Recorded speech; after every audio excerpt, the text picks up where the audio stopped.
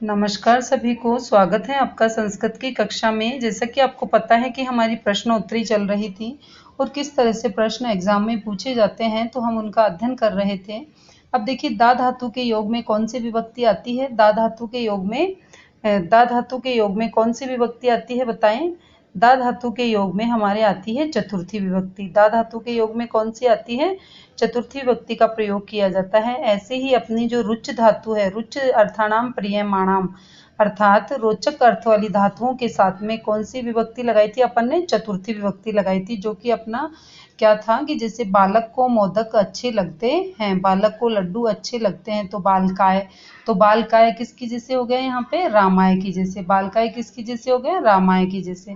इसलिए रुचार्थक जो धातुएं होती हैं उसमें चतुर्थी विभक्ति का प्रयोग किया जाता है। और जहाँ पे शरीर के किसी अंग का विकार होता है ना, जहाँ पे शरीर के किसी अंग का विकार होता है, वहां तृतीया विभक्ति का प्रयोग किया जाता है। तो ये देखिए, अपन इसको मिलान कर लेते हैं।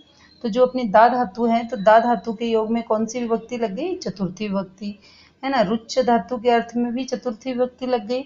ऐसे ही शरीर के किसी अंग में विकार, तृतीया विभक्ति। ठीक है। संबंध में षष्ठी शेष्य होता है, षष्ठी विभक्ति होती है। कहाँ है षष्ठी विभक्ति? षष्ठी विभक्ति अपने पास ऊपर है, ये देखिए, ये रही षष्ठी विभक्ति, है ना। संबंध में कौन सी विभक्ति होती है? षष्ठी विभक्ति होती है, ये लो षष्ठी विभक्ति। फिर अधि के योग में द्वितीय विभक्ति होती है, ये अपन ने द्वितीय विभक्ति कर दी। श्रद्धा योग है, जहाँ पर श्रद्धा पूर्वक दान इत्यादि किया जाता है, वहां भी कौन सी विभक्ति होती है? श्रद्धा पूर्वक दान इत्यादि किया जाता है, वहां पंचमी विभक्ति श्रद्धा रूप योगे सप्तमी विभक्ति का प्रयोग किया जाता है। जहाँ पर श्रद्धा रूपी कार्य किया जाता है, वहां पर सप्तमी विभक्ति का प्रयोग किया जाता है। और प्रमादति, प्रमादति धातु योग है। प्रमादति, जहाँ पर प्रमाद किया जाए, उसमें कौन सी विभक्ति होती है? और कर्मस्य, कर्म में द्वितीय, हमेशा कर्म का अपन को पता ही है, जब कर्म ही है तो कर्म में कौन सी विभक्ति होती है? प्रथमा विभक्ति होती है। ठीक है, ये चीजें अपन को याद रखनी है। और प्रमाद धातु के योग में पंचमी विभक्ति होती है। तो इस तरह से हमारे ये वाले क्वेश्चंस पूरे हुए। और कुछ अभ्यास प्रश्न हैं जो वार्तालाप के माध्यम से हमसे पूछे गए हैं, तो हम इनका भी अध्ययन करेंगे। अब देखो, मान लीजिए उदाहरण के रूप में अपन को दे रखा है, त्वम कस्मिन विद्यालय पठसी। तो अब ये जब उत्तर देगा तो कैसे देगा? त्वम की जगह क्या बोलेगा? मैं, मतलब अहम, हम। नवोदय, नवोदय। अब अहम के साथ में आमी लगता है, अपन को पता है। सैतवते, त्वम यूयाम, यूयम, अहम आवाम वयम। ऐसे ही तो किस अहम के साथ में क्या लगेगा? आमी लग जाएगा। ठीक है, तो यहाँ पर क्या जाएगा? अहम नवोदय विद्यालय पठामी। ऐसे ही त्वय विद्यालयम कीदृश्य अस्ति, तुम्हारा जो विद्यालय है वो किधर है? अब परितय आ गया, मान लीजिए यहाँ पे। अब हमारे पास में क्या आ गया? परितय। तो कारक का यहाँ हम कहाँ प्रयोग कर देंगे? परितय के योग में। और जहां पर हमारे पास में परितय आ गया, तो परितय के योग में कौन सी विभक्ति लग जाती है? द्वितीय विभक्ति। तो क्या बन जाएगा यहाँ पर? विद्यालयम, विद्यालयम। ठीक है, क्या बन जाएगा यहाँ पर? विद्यालयम। ठीक है। अब ऐसे ही नेक्स्ट है, तुम विद्यालय कदा गच्छति, तो अहम विद्यालय 10 वादने गच्छामि। ठीक है, वही आमी लग जाएगा अहम के साथ में। ठीक है। अब चल धातु के योग में भी कौन सी विभक्ति होती है? चल धातु के योग में अपन कौन सी विभक्ति लगाएंगे? तृतीय विभक्ति। ठीक है, तो चल धातु के योग में क्या लग जाएगा यहाँ पर? दंड में क्या लग जाएगा? फिर दंडेन, रामेण की जैसे क्या लग जाएगा? दंडेन। ऐसे ही हरीश त्वय माता प्रातः काले कुत्र गच्छति।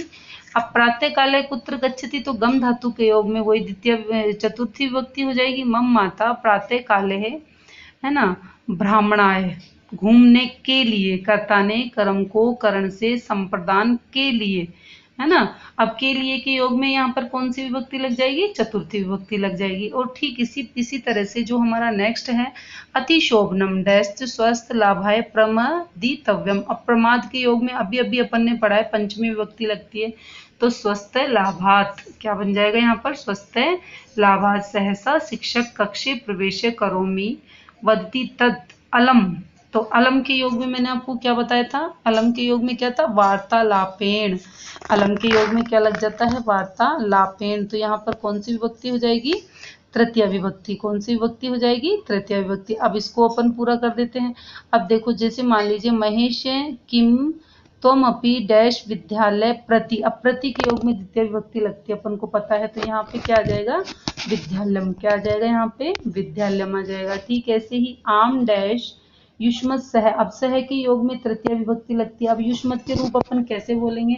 त्वम यूयाम यूयम, त्वाम युवाम युष्मान, त्वया युवाभ्याम युष्माभि, तो यहाँ पर क्या लग जाएगा? त्वया। ठीक है, यहाँ पर क्या लग जाएगा? त्वया। अब ये किसका है त्वया?